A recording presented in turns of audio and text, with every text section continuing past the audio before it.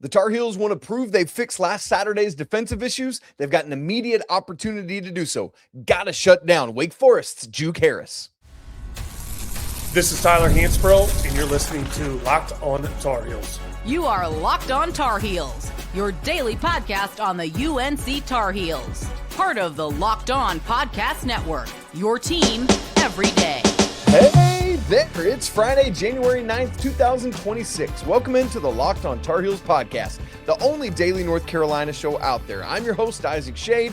You're joining me at the place to get your Tar Heels content every single day. It's all part of the Locked On Network, now the #1 sports podcast network. Appreciate you making us your first listen or watch of the day, and I want to send a special shout out to all our everydayers, all the members of the Locked On Tar Heels Discord, and our insiders as well.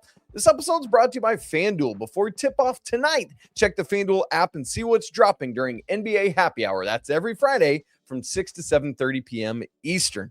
Coming up on the show today, we are going to get ready for Wake Forest coming to the Dean Dome tomorrow, early evening-ish.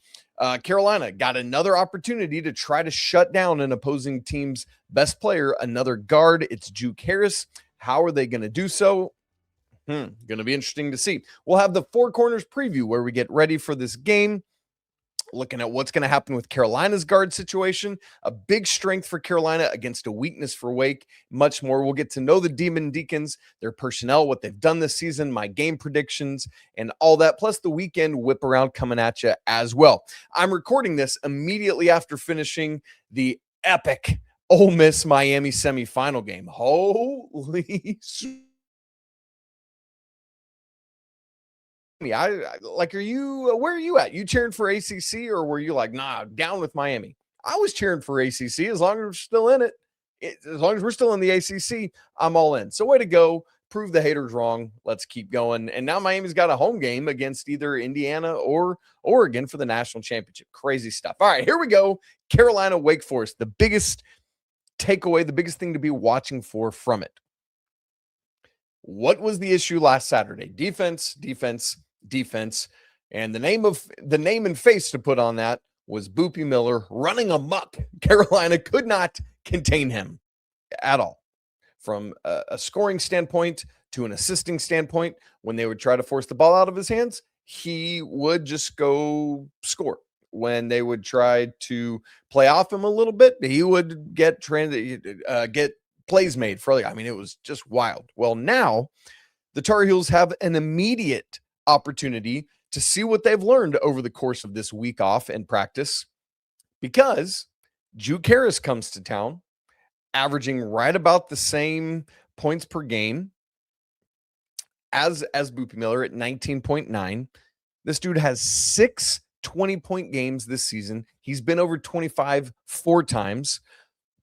Similar to Boopy Miller, he's been in double figures every game. The difference, a little bit of a different type of player, different position. He's not a high assist man.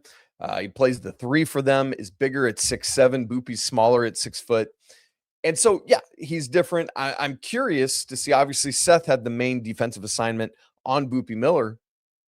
Who's going to have the Juke Harris assignment? Because you also can't leave alone other parts of the Wake lineup. You've got to focus on Nate Calmes, for example, who is their starting point guard and does have a bunch of assists, averages like 5 a game. And of course, you ready for this about Juke Harris? You know where he's from? North Carolina. What does that mean? He's going to score approximately 83 points in this game, because it's just what happens when a North Carolina kid who didn't play for the Tar Heels comes back to the state. It's like you can see it coming. Except for the Tar Heels know the assignment. They've got to go out and do to Juke Harris what they were unable to do to Boopy Miller. That's undoubtedly what they've focused on all week long. However, here's a big difference in this game versus the SMU game. The offense around Juke Harris is not the offense that Boopy Miller has around him at SMU. SMU is one of the top teams in the nation in terms of points per game. They jumped Louisville this week. Now they are the top, although maybe after the Clemson loss, they went back down below Louisville because they did not score a bunch of points in that game. Anyway, for Wake Forest, they score about 10 points a game fewer than SMU does. essentially the same points per game as Carolina. Coming into the game, Wake Forest averages 81.6, Carolina 81.3. So these two teams are right there together. And when you look at the points, you watch the offense, both from a box score standpoint and from an eye test standpoint, Wake Forest just simply is not touching the offense that SMU is. But Juke Harris, individually, oh boy, he can. So you got to shut him down. How will Carolina guard him? That is a key. Because Luka, probably the weakest individual defender of the starting five. So there's that to keep an eye on. We'll watch that, which makes you beg the question. We'll talk more about this in the Four Corners preview, but will Carolina potentially make some lineup changes? Is that something to keep an eye on? I would say yes, but we'll see. Coming out of a week like this, some closed door practices, that might mean they're cooking up some things inside the practice gym. We'll see about it. But here's the big difference. While these two teams score about the same points per game, the big difference is defensive points allowed. You know that Carolina has been doing great at that. Obviously, the SMU game was an aberration. We hope, we expect, but you got to get right back on it today. Carolina second in the ACC, allowing just 65.9 points per game. Wake Forest, however, is third worst in the ACC, allowing 74.7 points per game. Carolina has to take advantage of that, both sides of it. They got to score against against Wake, and they got to stop Wake. They got to get right back to that habit of holding a team under 75 points. Now, that's going to start by slowing down Juke Harris. He's one of those guys, just barely shy of 20 points a game. You're not going to hold him to 3 points. But heck, even if you could hold him to 10, which is like half his season average, that is a win for the Heels. Make somebody else other than Juke Harris beat you. That's what I'm watching for Carolina to do. However, do not sleep on this Wake team. Yes, as we'll look at when we get to see their record and what they've done, they've not done a ton that jumps out the page off at you. However, they have played close. They have played Michigan closer than any other team this season. They lost to Michigan by 1 on a neutral. Literally nobody else can say that. Now, that said, Michigan almost lost at Penn State this week, and they beat them by 2. So there's that. But still, nobody else can say that. So Wake has the capability to go off, but Carolina has to shut them down. Now, what's that going to look like? What am I watching for in this thing? I want to get to that in the Four Corners preview coming up here in just a second. We're going to start with what's Carolina going to do with this guard situation, because it feels like that has been a topic all week long. I'll give my thoughts in just a second. Right after I tell you about Rougiet, look, let's talk about something that most men don't bring up, but they absolutely should, because stress from work, from money, from life, it doesn't just switch off at night. And when it shows up at the worst possible time, Rougiet Ready is designed to help you take back control. It's a next generation prescription treatment created to support both the brain and the body, so you can feel present, confident, and ready when the moment matters most. Rougiet Ready combines 3 clinically proven ingredients in one mint that dissolves under your tongue so that it absorbs fast. It's easy then to understand why over 150,000 men have already made the switch. You connect with a board-certified doctor online, and everything you get is going to ship discreetly and directly to your door. Most men are ready in about 15 minutes so that you can stay present, confident, and in control for when the moment is just right. So if you've been thinking about taking that next step, right now is the time. Head to Rougiet.com/lockedoncollege. Again, that's RUGIET.com/lockedoncollege to get 15% off your order for a limited time. Rougiet Ready. Feel present, feel confident, feel ready. Hey, thanks for making Locked On Tar Heels your first listen or watch of the day, and making the Locked On Network the #1 sports podcast network out there. It's all because of you guys. Love getting to hang out together. What a treat it is every single day of the week, and most weekends as well. Speaking of which, we will be live after the game tomorrow. Don't miss out. If you are a true diehard Tar Heels fan, you love the show, you want to be even more a part of it, check out our brand new Everydayers Club, where you can get all sorts of fun perks for the Tar Heels, for the Locked On Tar Heels. That link's in the show notes. Four Corners preview. Here we go. Number 1, what's going to happen with the guard situation? It is ever evolving. Coach Davis was notably kind of awkwardly tight-lipped about it at his ACC coaches media availability on Monday. The Tar Heels have been putting the ball in Seth's hands more and more and more. Kyan and the combination of Kyan Evans and Derek Dixon saw less time than Seth did in last Saturday's game. Now, that could be a product of game script, all sorts of factors into that. But I do think that if you're going to make some sort of switch, now is the time to do it. This is one of 2 times this ACC season where Carolina has a week off between games. And this one coming 2 games in at right at the midpoint of the season. The Heels have played 15 regular season games. They got 16 left. Now's the time, if you're going to make some sort of adjustment, to do it. So that's what I'll be watching for. Yes, we're used to Kyan Evans, Seth Trimble, Luka Bogavac, Caleb Wilson, Henri Veesaar as the starting 5. Does Carolina roll out with something different right out of the gate? It wouldn't shock me. Now, I don't expect that to be Seth or Caleb or Henri. If Carolina is going to make some sort of a change, I think it would be either Kyan Evans or Luka Bogavac. Maybe with Juke Harris being the starting 3, you pull Luka out of the starting lineup and you bring in not Jarin Stevenson, but Jonathan Powell. Here's why. One of the things we've learned is that you need Jarin Stevenson, now that you got Seth back, to be able to be that main backup 4 or 5, because neither Jaydon High or James Brown have been able to really take that step forward that we all hoped they could this year. We still hope that they can at some point. And, Jaydon came in when some foul trouble first half issues for both Jarin and Henri last Saturday and was able to get a bucket, right? And so that's what he's got to do when called upon. Got to be a dude. And that was great. But for now, I expect that it will still be Jarin coming off the bench. So one potential thing we might see, maybe Jonathan Powell starts and has the assignment to shut down Juke Harris. Or maybe they give Derek Dixon a shot at starting this thing. He's bigger than Kyan Evans. He's been coming along now. You wouldn't want to do it on the road, so at home might be a good opportunity for that. I think it's just something to keep an eye on, but if it's going to happen, I expect it to be at the 1 or the 3. We'll see what happens. Number 2 in the Four Corners preview, a Carolina strength versus a Wake Forest weakness is 2-point shooting. The Wake weakness of it is, look, Wake is doing a good job of holding opponents down from 3-point range. Opponents only shoot 30.1% from beyond the arc against the Demon Deacons. That's 52nd nationally, which is good. However, the Demon Deacons are allowing opponents to shoot 55.2% from 2, which is 323rd nationally, like the bad side of it. There were only 365 teams in the nation. So they're in the bottom 50 of all of that at 2-point field goal percentage defense. Here's the good news for Carolina. A UNC strength, Carolina shoots higher than what Wake is even allowing, and Wake is allowing a high number. Carolina shoots better than that from 2, 57.4%, which is 65th nationally.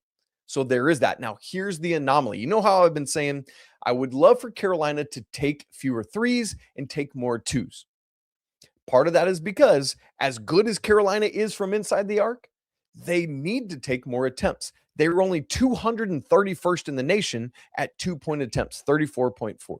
You would love to see Carolina take advantage of what's their best asset, the front court of Caleb Wilson and Henri Veesaar, and somebody like Seth getting to the rim. So more 2s, please and thank you, particularly in this game. Why? Because Wake doesn't defend the 2 well, and Carolina shoots it at an even higher clip than Wake allows. Do it. And then when Wake really has to suck in and try to defend that, then you can start taking those wide open 3s. And then, as Tyler Zeller said on yesterday's show, you gotta knock them down. Point number 3 in our 4 corner. So pound the ball inside. Please, please, please. Play inside out all game long. If they double down, move the ball, find the opening, make it happen. 4 corners preview, point number 3. Regardless of any of that personnel change with the guards, everyone has to take great care of the basketball. And thankfully for North Carolina, they typically do. Carolina is surrendering turnovers on just 14.3% of their possessions. And you're like, all right, Isaac, is that good? I don't know. Great question. Carolina's 26th nationally in that regard. And that's because they've got multiple, there's not just like this one reliable ball handler, but as Coach Davis has been talking about, he likes to have multiple guards on the floor. And so Seth, all these guys are doing a good enough job taking care of the basketball. Again, 26th nationally in turnover percentage, like to the good.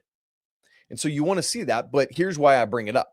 Wake Forest is forcing 9.5 steals a game, which is 26th nationally. They are also forcing 15.7 turnovers a game, which is also 24th. Carolina, on the flip side, is surrendering 9.9 turnovers a game. So single-digit turnovers Carolina averages right now. And again, Wake forces, what did I say? 15.7. So Carolina, about 6 turnovers fewer than Wake forces. So split the difference. What would that be? 10, 11, 12. So the average would be 12 there. I want to see Carolina pull that rope to their side and be 12 or fewer turnovers in this game. That's the magic number for me as you look at turnovers. Four Corners preview point number 4. The Wake Forest Demon Deacons are not a great rebounding team. And in particular, I think I was trying to say particularly and particular, and then it just went wacky at the end of the word. Rewind. Wake Forest is not a great rebounding team, particularly on the defensive glass. So translation, I said pound the ball inside, get the ball up on the backboard, on the rim, and then go pound the offensive glass. Test that. Wake is not great at rebounding the ball defensively. Cool. You know what Carolina has? Size and length and athleticism. Now, Wake has some size kind of in the middle of their lineup, 2 through 4, but they don't have it at the 5. We'll talk about it with their personnel in the next segment, but they typically start Omaha Billieu at the 5. The dude is 6'8".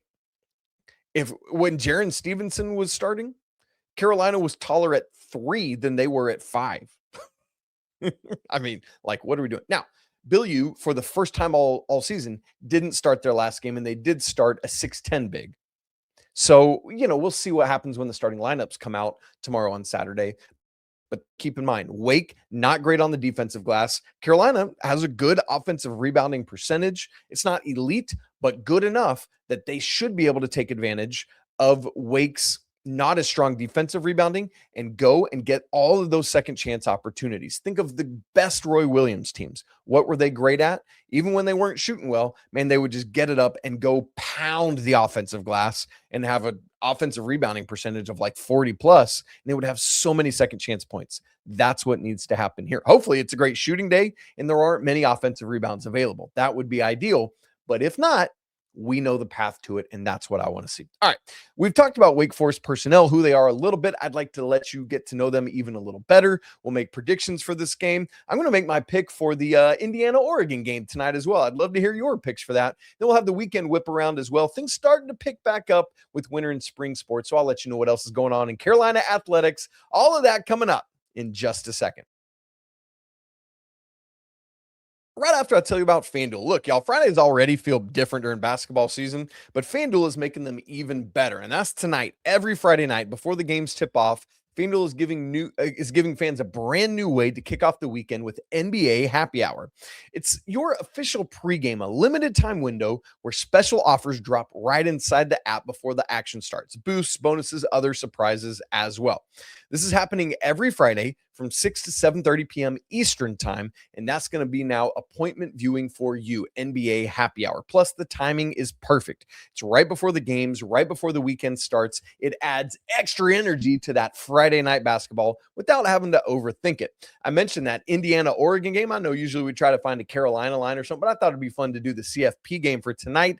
Indiana, -3.5 against Oregon in the second semifinal. The winner moves on, to face Miami in the national championship. So will Indiana win and cover? Can Oregon cover? Can Oregon outright win? Would love to hear your thoughts on that. Get in on that action with FanDuel. And before tip-off tonight as well with the NBA, check the FanDuel app out and see what's dropping during NBA Happy Hour from 6 to 7:30 p.m. Eastern tonight. A little basketball, a little action, a whole lot of Friday energy. That's NBA Happy Hour only on FanDuel, the official sportsbook partner of the NBA.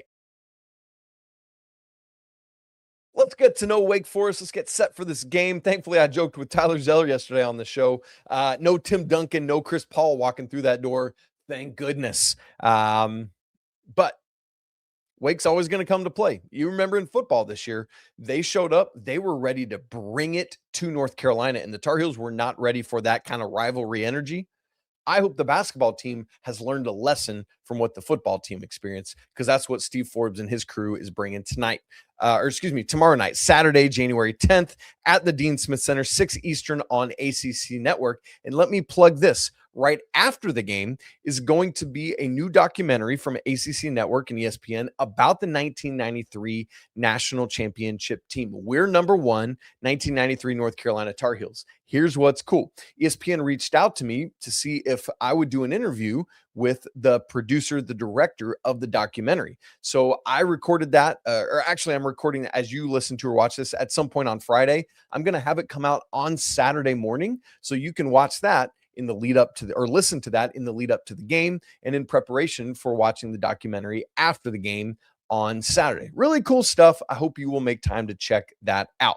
All right. FanDuel line isn't out yet as we record this on Thursday, but the KenPom line has Carolina by 9. The Torvik line has Carolina by 10. So we're looking at about 3 to 4 possessions, Carolina favored there. All-time series record. Carolina leads 166-70. Now, here's what's kind of wild. The series over the course of the last 7 games has literally flip-flopped win-loss, win-loss, win-loss, win-loss, win. The unfortunate thing is that the next thing in the cycle is for Carolina to lose. That means time to break that pattern, baby. Let's get a win and end it. 2 straight wins for the Tar Heels. That's what I'd love to see. Steve Forbes is the head coach of Wake Forest, now in his 6th season. It's hard to believe he's been at Wake longer than he was at ETSU. I think it was 5 years for the Buccaneers that he was there, but obviously not anymore. Wake Forest picked 11th in the ACC preseason poll. They're currently 61st in the net, meaning this is a quad 2 game. Quad 2 goes all the way to 75th in the net at home. So hopefully Wake can stay within that range. That would be really great. They're currently 68th at KenPom, 56th at Torvik. The offense is 99th at KenPom, 95th at Torvik.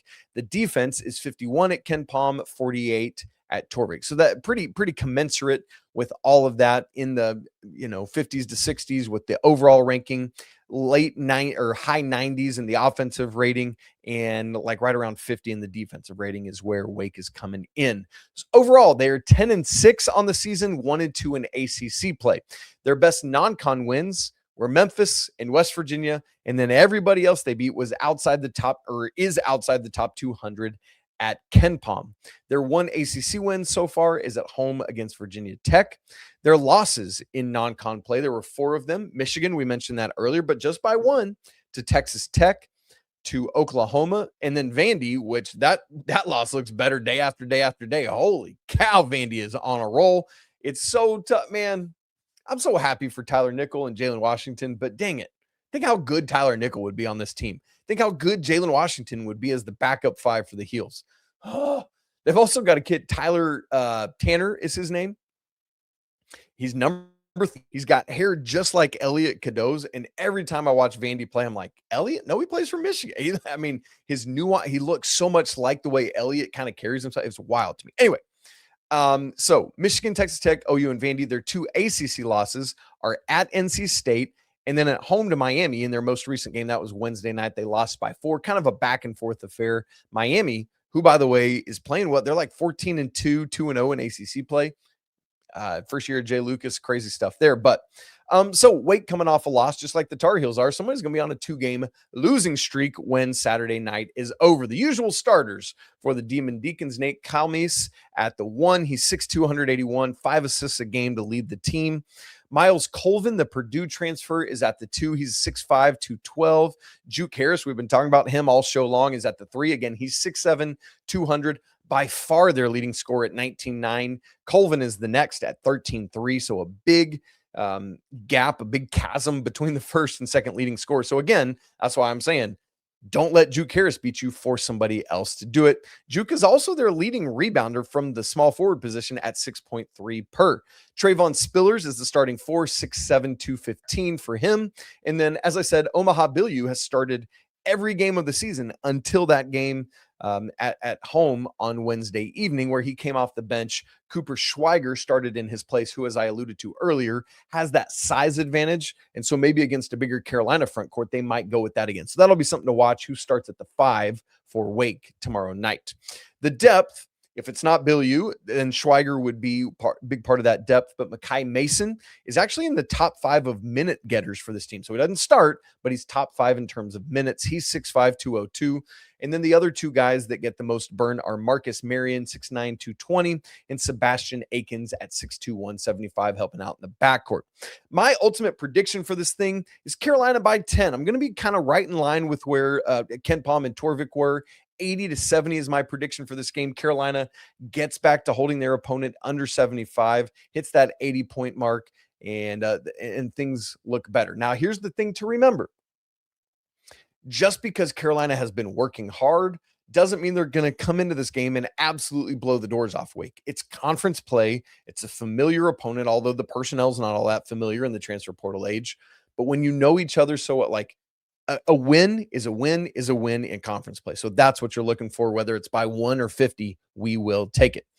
By the way, I said I'd make a prediction in the Indiana-Oregon game. Give me the Hoosiers by 17.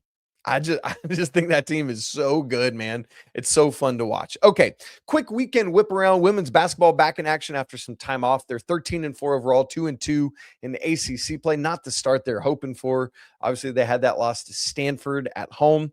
Have fallen to 22nd in the nation. They're at Notre Dame up in South Bend on Sunday, 1 p.m. Eastern on ESPN. Critical road game. You want to get back above 500 in ACC play. Women's tennis getting the spring portion of action going.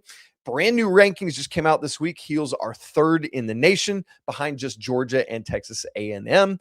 They host Campbell on Sunday at 1. They should take care of them quite easily. Gymnastics has their first quad meet coming up tonight, 6:45 p.m. down in Florida against number 3rd ranked Florida in the nation, as well as West Virginia and Temple, along with the Tar Heels. Swimming and diving is hosting Boston College and UNCW today. Diving is at 1, swim an hour later at 2. And then fencing, starting the Junior Olympics in Kansas City today through Tuesday. That's just right up the road for me. I'm 2 hours due south of Kansas City. So if life wasn't so busy, could probably drive up and catch that out.